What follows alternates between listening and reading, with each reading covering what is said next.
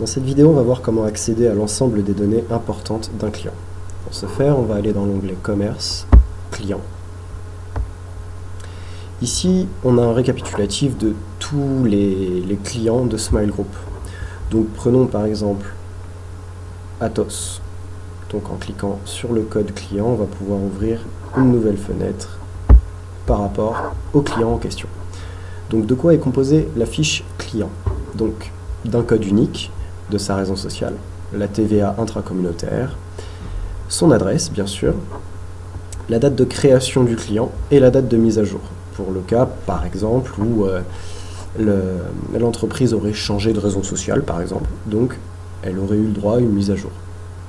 La devise et, attention, détail très important, le délai de paiement. Le délai de paiement, il faut vraiment faire attention à ce qu'il soit juste, c'est-à-dire, par exemple, un client, dans son contrat, il est spécifié qu'il doit payer tous les 90 jours, par exemple.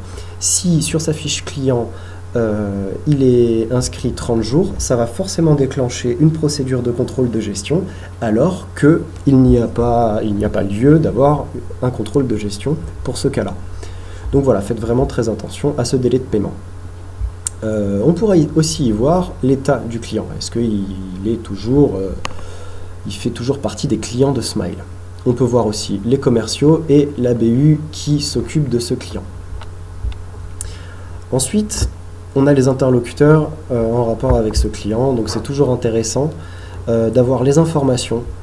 Ce qui est vraiment intéressant, c'est d'avoir le téléphone et le mail pour pouvoir contacter la personne. Imaginons, on a un appel et puis la personne ne laisse pas ses coordonnées. On peut les avoir ici, c'est quand même bien pratique. Bien sûr, ces informations peuvent être modifiées à tout moment pour rajouter, pour les modifier, etc.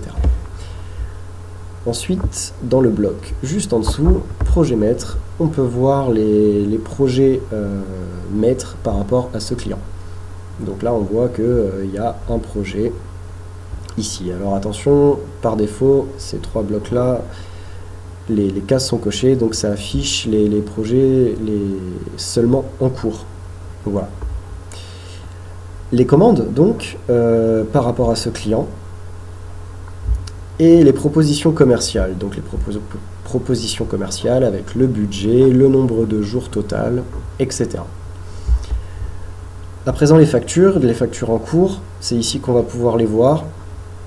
On va les rajouter. Et dans le bloc fichiers attachés, on peut y ajouter des fichiers qu'on souhaite rajouter en rapport avec le client. Alors, à noter aussi qu'il y a plusieurs petits onglets.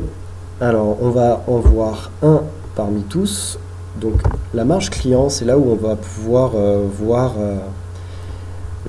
l'intérêt ici. C'est le total. Donc, on peut voir ici que le total est de 42,9%. Par exemple, donc c'est intéressant, il y a eu du bon travail avec ce client. Voilà pour les informations d'un client.